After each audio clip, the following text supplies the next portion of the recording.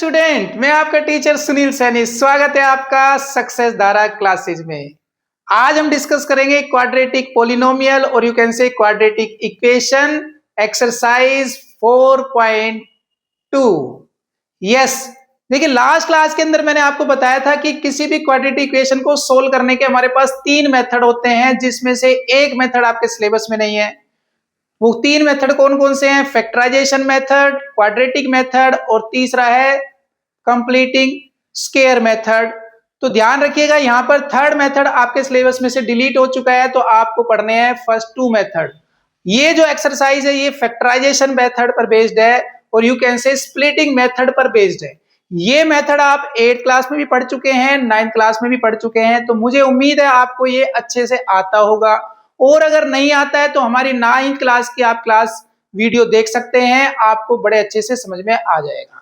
लेकिन फिर भी मेरी कोशिश रहेगी कि मैं आपको 0 से बताऊं ताकि आप 10th में बहुत अच्छा स्कोर कर सके। और ये मेरी गारंटी है कि अगर आपने मेरी क्लासेस को अच्छे से समझा और प्रैक्टिस की।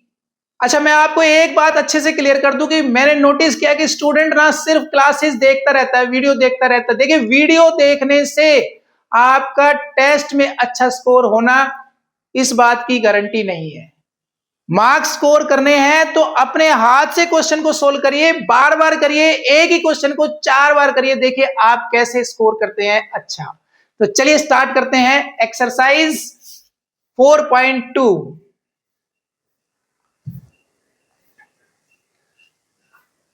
क्वेश्चन नंबर 1 कहता है find the root of the following quadratic equation by factorization method. देखिए यहां पर मेंशन किया है कि भाई आपको फैक्टराइजेशन मेथड से रूट निकालने हैं, फैक्टराइजेशन मेथड से जीरोज निकालने हैं, तो आपको फैक्टराइजेशन से ही निकालने पड़ेंगे। अगर एग्जाम में मेंशन किया है तो करना ही पड़ेगा, और अगर मेंशन नहीं करता है फिर आपकी मर्जी है, आप किसी भी मेथड से फैक्टर या जीरोज निकाल सकते हैं। तो चलिए फिलहाल हम सीखेंगे फैक्टराइजेशन मेथड। हमारे पास गिवन क्वाड्रेटिक इक्वेशन है x square minus 3x minus 10 equal to 0। Steps को ध्यान से समझे। पहले स्टेप्स में हम क्या करते, पहले स्टेप में देखो यहां पर जो इसका कोफिशिएंट है वो 1 है। जब कुछ भी नहीं दिया होता है तो 1 होता है, ध्यान रखें। इस 1 को आपने कांस्टेंट टर्म से पहले मल्टीप्लाई करना है, यानी आपको करना है 1 को 10 से मल्टीप्लाई। ये हो गया आपका स्टेप नंबर 1। यानी आप जब मल्टीप्लाई कर रहे हैं तो आपका मल्टीप्लाई करने के बाद आना चाहिए 10, यानी आपको ऐसी 2 टर्म सोचनी है जिनका मल्टीपल होता है 10, राइट। दूसरी बात, ये जो बीच में टर्म हमारे पास है 3, कितनी है? -3, यानी वो 2 टर्म जो आप सोचने वाले हैं उनका सम -3 आना चाहिए, यानी उनका सम आना चाहिए -3। इस बात पर आपको फोकस करना है। तो आप ऐसे 2 नंबर सोचिए जिनका मल्टीपल होता है 10। भाई सिंपल सी बात है, 2 की टेबल में आता है 10, तो यानी 2 5 जा, हम लिख सकते हैं 2 5 जा। और भाई 2 5 जा को अगर मल्टीप्लाई करें तो कितना हो गया? 10 हो गया। लेकिन हमें एडिशन करना है तो कितना चाहिए? सम चाहिए -3। तो -3 देखो यहां पहले से लिख लो, आप पहले से लिख लो भाई, -3 आपने पहले से लिख लिया। अब यहां -3 कैसे आ सकता है? देखो भाई 2 प्लस, हम तो कह रहे हैं सम करो, तो 2 + 5 करेंगे तो 7 होता है। मैं लिख रहा हूं -3, ऐसा तो प्रैक्टिकली पॉसिबल नहीं है। तो अब ऐसा क्या करें कि हमारा -3 आ जाए? हम यहां पर इनके साइन चेंज करके देखते हैं। देखो अगर मैं यहां देखूं तो साइन किसका आता है? ऑलवेज बड़ी टर्म का आता है। तो यानी ये नेगेटिव है तो बड़ी टर्म भी हमारी क्या होनी चाहिए? नेगेटिव होनी चाहिए, राइट। अब देखो आप 2 - 5 कितना होता है? -3। इसका मतलब हमारे जो 2 नंबर है वो एक है 2 और दूसरा नंबर जो है वो है -5। मैं एक बार फिर रिपीट कर देता हूं। पहले स्टेप में आपने एक्स स्क्वायर के, यानी यहां पर जो भी हमारे पास क्वाड्रेटिक टर्म है उसके कोफिशिएंट को कांस्टेंट से मल्टीप्लाई करना है। 1 × 10 होता है भाई 10, यानी मल्टीप्लाई करें तो 10 आना चाहिए। ऐसे दो नंबर सोचेंगे जिनका मल्टीपल 10 हो, और एडिशन यानी सम -3 हो। हमने सोचा भाई 2 5 जा 10 होता है, लेकिन एडिशन कितना होना चाहिए -3, तो माइनस का साइन हमने किसके साथ लगाया, बड़ी टर्म के साथ। क्लियर। तो चलिए अब इसको आगे कैसे सोल्व करते हैं देखिए। सबसे पहले एक्स स्क्वायर को तो आप एज इट इज लिख लो भाई, लिख लिया। अब ये जो टर्म है ना 3, हमने वास्तव में इसको ब्रेक किया है, ये जो ब्रेक किया है ना वो इसको किया है, तो हम इसकी जगह लिखेंगे, रिप्लेस करेंगे ये दो टर्म। तो आप लिखिए जरा, पहले देखो ये प्लस का साइन है, इसके साथ कोई साइन नहीं होता है तो प्लस का, तो आप लिखिए +2 साथ में एक्स लगाइए, और दूसरी टर्म हमारी है -5, इसके साथ भी एक्स लगाइए, -10 इक्वल्स टू 0। समझ में आया। ये टर्म आपने रिप्लेस करनी है, सिर्फ ये वाली टर्म, ये दोनों एज इट इज रहेंगी। आओ जी, अब जरा देखिए, यहां से हम कुछ कॉमन लेंगे, यहां से कुछ कॉमन लेंगे। यहां से आ रहा है हमारे पास x कॉमन, यहां पर बच गया x, और यहां पर बच गया हमारे पास 2। यहां से देखिए 5 कॉमन आ रहा है, और ये हो गया x + 2 इक्वल्स टू 0। अब इन दोनों में क्या कॉमन है भाई, देखिए x + 2 कॉमन है, और यहां पर x - 5 बच गया इक्वल्स टू 0। अब ये 0 कब आ सकता है भाई, या तो ये 0 हो या ये 0, तो हम लिखेंगे आइदर x + 2 = 0 और x - 5 = 0। यहां से x की वैल्यू आ गई -2 और x की वैल्यू आ गई 5, तो आपके पास फैक्टर आ गए -2 एंड 5, आप कह सकते हैं जीरोस आ गए -2 एंड 5। ये आप पॉलिनोमियल एक्सरसाइज के अंदर भी सोल्व कर चुके हैं। ठीक है, तो मुझे उम्मीद है आपको अच्छे से समझ में आ गया है। तो चलिए अब देखते हैं नेक्स्ट पार्ट।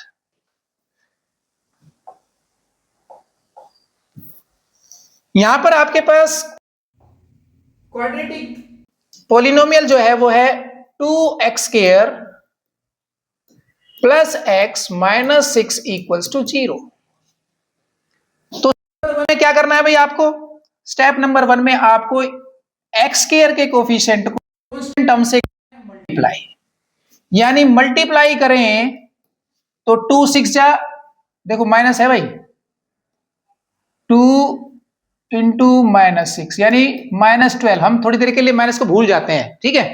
तो 2 6 जा हो गया 12, राइट। तो आपको ऐसे दो नंबर सोचने हैं जिनका मल्टीपल आ जाए 12, और सम कितना आना चाहिए, देखो यहां देखो ये वाली टर्म देखो ध्यान से, यहां पे कितना लिखा है भाई, कुछ नहीं है तो 1 होता है, यानी सम आना चाहिए, यानी ऐड करें तो 1 आना चाहिए। अब आप वो दो टर्म सोचो, वो दो टर्म क्या हो सकती है भाई, वो दो टर्म देखिए 12 लिखा है, अब 12 तो 1 की टेबल में भी आता है, 1 × 12 12 होता है भाई, पर 1 और 12 कितना होता है 13 होगा, या माइनस करेंगे तो 11 आएगा, इसलिए उसको नहीं लेंगे। अब 2 पे देखिए आप, 2 6 जा 12 होता है ना, 2 6 जा 12 होता है, इनको ऐड करेंगे तो 8 आएगा, और इनको माइनस करेंगे तो भी 4 आएगा, लेकिन 1 नहीं आ रहा। अब क्या बच गया भाई, 3 4 जा, देखो अब 3 को देखिए और 4 को देखिए, दोनों को मल्टीप्लाई करा तो आ गया 12, हमें क्या चाहिए -12, कोई बात नहीं। एडिशन में देखो आपको सम करके कितना आना चाहिए, +1। यहां पे प्लस का साइन कब आता है, जो ऊपर बड़ी टर्म में साइन होता है, तो बड़ी टर्म में प्लस का साइन लगा देते हैं और इसमें लगा देते हैं माइनस। अब देखिए जरा, +4 - 3 कितना होता है, +1, और मल्टीप्लाई करेंगे तो -12। क्लियर। तो चलिए अब इसको रिप्लेस कर देते हैं, ये हो जाएगा 2x², ये वाली टर्म लिखिए पहले -3x के साथ, अब ये वाली टर्म लिखिए +4x के साथ इक्वल्स टू 0। यहां से आप x कॉमन ले लें, यहां पर रह गया 2x - 3, यहां से भी आप 2 कॉमन निकल रहा है पहले, तो ये हो गया 2x - 3 इक्वल्स टू 0। अब दोनों में देखिए 2x - 3 कॉमन है, कॉमन ले लें आप, ये हो गया x + 2 = 0।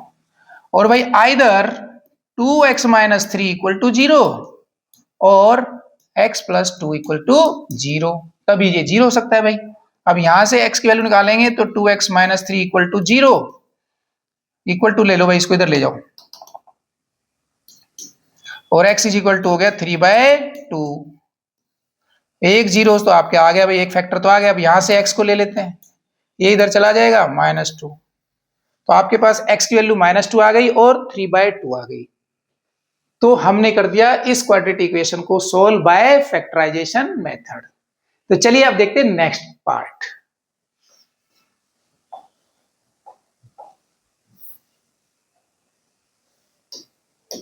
यस, बहुत इंपॉर्टेंट पार्ट है ये, क्योंकि जनरली ऐसा नोटिस किया गया है कि जैसे ही रूट वाली टर्म आ जाती है ना, स्टूडेंट के दिमाग पे बहुत प्रेशर आ जाता है, भाई बड़ा डिफिकल्ट क्वेश्चन है। ध्यान रखिए ऐसा कुछ नहीं है, अपनी साइकोलॉजी से बाहर आए आप। जो रूट वाली टर्म्स है उनको भी सोल्व किया जा सकता है और बड़े आराम से। चलिए देखते कैसे। आपके पास गिवन इक्वेशन है √2x² + 7x + 5√2 = 0। तो अपना स्टेप नंबर 1 क्या कह रहा है भाई? स्टेप नंबर 1 कह रहा है जी सबसे पहले आप x² के कोफिशिएंट को कांस्टेंट टर्म से मल्टीप्लाई करो। तो आओ जी मल्टीप्लाई करें क्या? देखो √2 × 5√2 कितना होता है भाई? शाबाश, ये हो गया जी 5 × √4। भाई किसी को डायरेक्ट आता है तो डायरेक्ट कर सकता है, क्योंकि मैं तो जीरो से समझाता हूं। मैं हर उस बच्चे को समझाने की कोशिश करता हूं जिसको बिल्कुल मैथ नहीं आता है। तो ऐसा ना सोचे कि सर बड़ा स्लोली और छोटे छोटे स्टेप लिखते हैं। आप समझिए, अगर आपको डायरेक्ट आता है आप डायरेक्ट करिए। तो ये हो गया जी हमारे पास 5 × 2 और ये हो गया जी 10। तो देखो जी मल्टीपल हमने निकाल लिया 10, यानी वो दो नंबर सोचेंगे अब आप जिनका मल्टीपल में आता है 10। सिंपल। अब आइए जरा बीच वाली टर्म को देखते हैं। ये है बीच वाली टर्म, और भाई ऐड करें यानी सम करें तो आना चाहिए 7। अब आप तो स्मार्ट है, टेबल आपको आती है। भाई 10 किसकी टेबल में आता है? यस, 2 5 जा 10। तो देखो आपका ए जो है वो 2 और बी आपका 5। जरा कंफर्म कर लें सही भी सोचा या नहीं। चलो जी देखते हैं। हमें कितना चाहिए भाई सम करने पर? देखो इन दोनों को मैं ऐड करता हूं तो 7 चाहिए, और किसका चाहिए? प्लस का। इसका मतलब भाई इन दोनों को ऐड करेंगे यानी प्लस प्लस करेंगे तभी तो प्लस आएगा। सिंपल। तो चलिए अब यहां पर हम इस टर्म को तोड़ देते हैं। लिखो भाई √2x² + 7x की जगह मैंने लिखना है 2 + 5। अच्छा, कई जगह पर ऐसे भी सिखा देते हैं भाई, आप इसको लिख लो 2 + 5 7 को बस, और x की जगह x + 5√2। मर्जी है आपकी, डायरेक्ट करें स्टेप बाय स्टेप करें, बस एक्यूरेट करें। तो यहां पे ब्रैकेट ओपन कर लेते हैं पहले भाई। चलो 2x + 5x + 5√2। अब ये स्टेप बहुत इंपॉर्टेंट है, इसको ध्यान से समझो। यहां पे हमें कॉमन लेना है और यहां से भी कॉमन लेना है। अब अगर आप यहां से देखें आपको कॉमन लेना आता है तो आप क्या कॉमन ले सकते हैं? देखो भाई जरा सोच के बताओ कि आप यहां से कॉमन लें तो क्या कॉमन लेंगे? भाई x तो कॉमन निकल रहा है, तो जनरली हम क्या करते हैं ना, यहां से ये जो रूट वाली टर्म है ना इसको भी बाहर खींच लेते हैं। इससे क्वेश्चन का आंसर मैच कर जाएगा। अब ये कैसे कॉमन होगा जरा देखिए। आपने लेना है √2 को बाहर, कॉमन हो गया भाई, और x को भी लेना है। अब कॉमन का मतलब क्या होता है? कॉमन का मतलब वैसे तो HCF होता है, लेकिन कॉमन का मतलब आप ये भी समझिए कि उस टर्म से मल्टीप्लाई करना है और उसी से डिवाइड करना है। यानी मैं आपको रफ में समझाता हूं। देखो ये मेरी टर्म है √2x² + 2x, ये थी ना पहले दो। तो मैं क्या कर रहा हूं भाई, मैं ये कर रहा हूं कि भाई मैं जो है ना √2x से मल्टीप्लाई कर रहा हूं और √2x से ही मैं डिवाइड कर रहा हूं। तो मल्टीप्लाई वाली तो मैंने आगे ही छोड़ दी भाई ऐसे, ठीक है, ये तो मैंने छोड़ दिया यहां पर ही, और इसको लिख देता हूं ऐसे। कंसेप्ट को समझो कि रूट वाले क्वेश्चन कैसे बड़े आराम से हम कर लेते हैं। अब यहां पे ये जो रूट वाली टर्म है ना इसको सबके नीचे डिवाइड में ले लेंगे भाई, ऐसे ले लिया। अब इसको कर लो सिंप्लीफाई।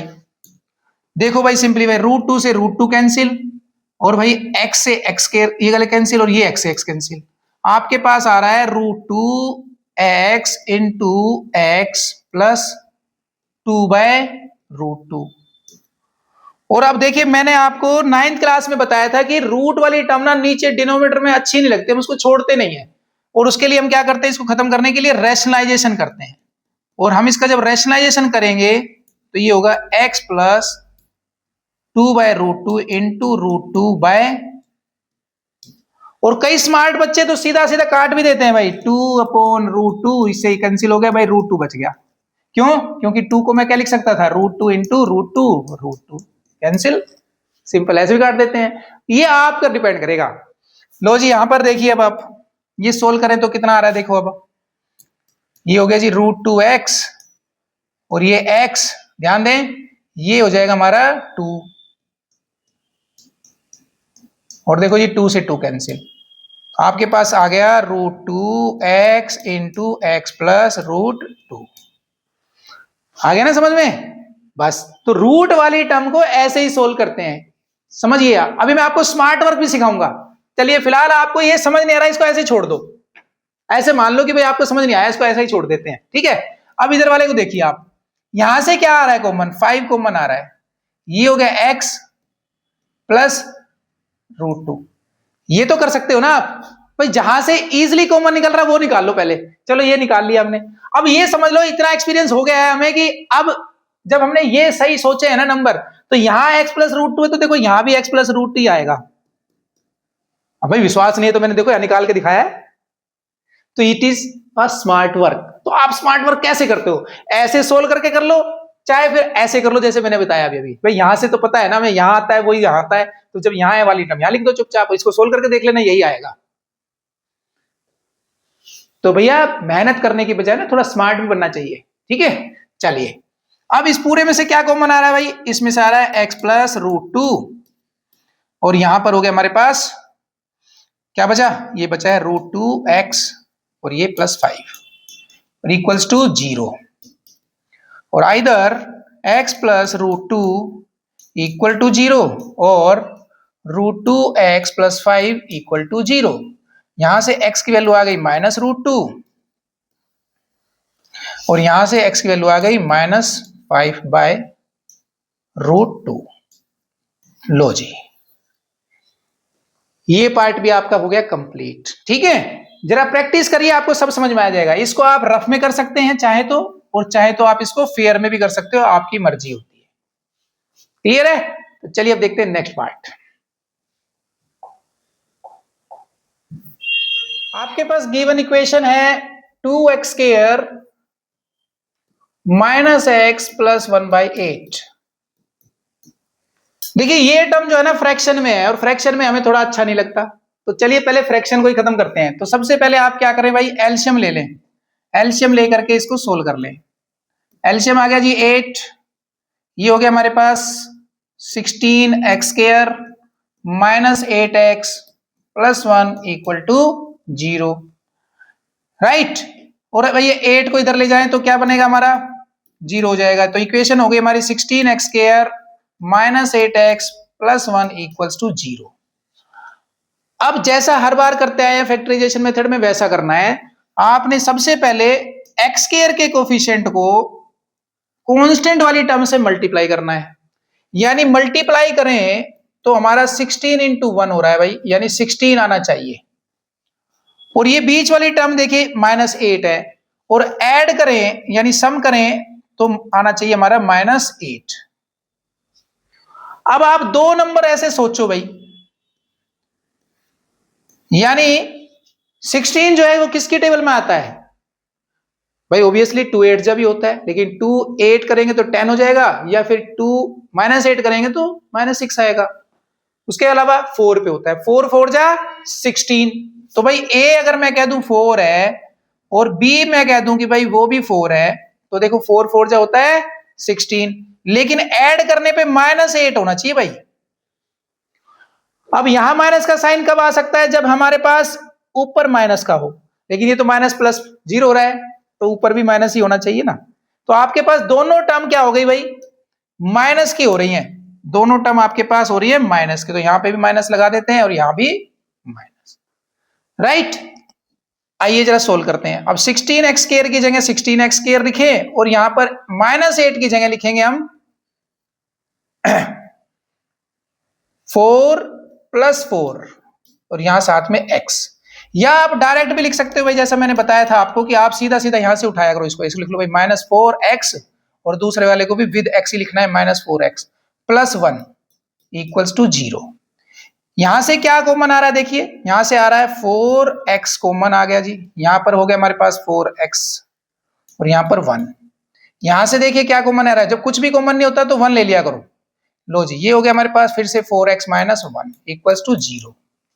चलिए यहां लिख लेते हैं इसको। तो यहां देखिए दोनों में क्या है, 4x माइनस 1 है, तो यहां कॉमन ले लेते हैं, 4x माइनस 1 को कॉमन ले लेते हैं। अंदर क्या बचा भाई, यहां पर बच गया 4x और यहां -1 इक्वल्स टू 0। आइदर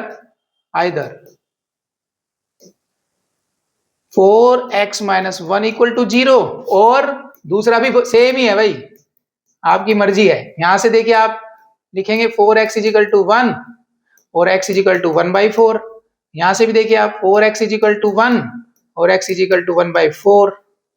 तो यहां पर जो है आप देखें तो x की जो वैल्यू आ रही है वो सेम आ रही है, यानी दोनों रूट्स, दोनों जीरोस सेम है एंड दैट इज 1/4। तो चलिए अब देखते हैं नेक्स्ट पार्ट।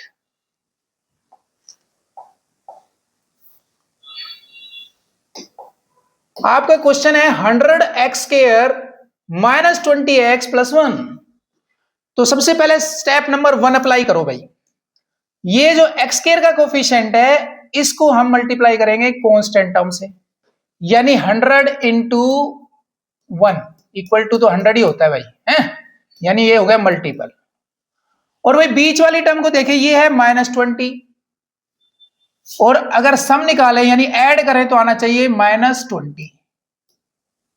तो भाई अब सिंपल सी बात है यार, ज्यादातर बच्चों को याद रहता है 100 कब आता है, 10 इंटू 10। और भाई 10 इंटू 10 करेंगे तो कितना आएगा, देखो a हमारा अगर 10 है और b भी हमारा 10 है तो ये हो रहा है जी 100 हो गया। लेकिन हमें चाहिए -20 ऐड करने पर, और ऐसा प्रैक्टिकली कब पॉसिबल है, तब पॉसिबल है कि जब इसके साथ भी माइनस हो और इसके साथ भी। देखो माइनस माइनस प्लस हो गया 20 और साइन लग गया माइनस का। क्लियर? चलिए अब सोल्व कर लेते हैं। तो भाई यहाँ 100x² तो ऐसे ही छोड़ देंगे और भाई इस -20x को लिखेंगे -10x माइनस 10x और भाई ये वाली टर्म लिख लो अब +1 इक्वल टू 0। यहां से कॉमन ले लेते हैं, 10x कॉमन आ गया भाई, ये हो गया 10x माइनस 1। यहां से देखिए आप माइनस कॉमन ले सकते हैं, तो ये हो गया 10x माइनस 1 इक्वल टू 0। अब ये वाली टर्म और ये वाली टर्म सेम है तो दोनों में से कॉमन ले लेते हैं, 10x माइनस 1। अब यहां पे बच गया 10x और साथ में -1। Either this term equal to 0 और दिस टर्म इक्वल टू 0। यहां से सोल्व कर लो भाई, 10x इक्वल टू 1 और x इक्वल टू 1/10। तो ये आ गई आपके पास x की वैल्यू। और दूसरी तरफ देखिए आप, यहां से भी देखिए आप 10x इज इक्वल टू 1 और भाई x इज इक्वल टू 1/10। तो यहां पर भी आपके पास सेम फैक्टर आ रहे हैं, सेम रूट्स आ रहे हैं, तो x की वैल्यू आ गई 1/2। तो यहां पर ये पार्ट आपका क्वेश्चन का हो गया कंप्लीट। और इस क्वेश्चन के 5 पार्ट थे, 5 के 5 हमने कर दिए हैं कंप्लीट। तो मुझे उम्मीद है आपको अच्छे लगे होंगे, समझ में आए होंगे। और अगर समझ में आए हैं तो वीडियो को सब्सक्राइब करें, शेयर करें और अगर लाइक कर दें अगर आपको अच्छा लगा है। और अगर अच्छा नहीं लगा है तो आप डिसलाइक भी कर सकते हैं, कोई दिक्कत नहीं है। तो मिलते हैं नेक्स्ट क्लास में, same time same place same channel.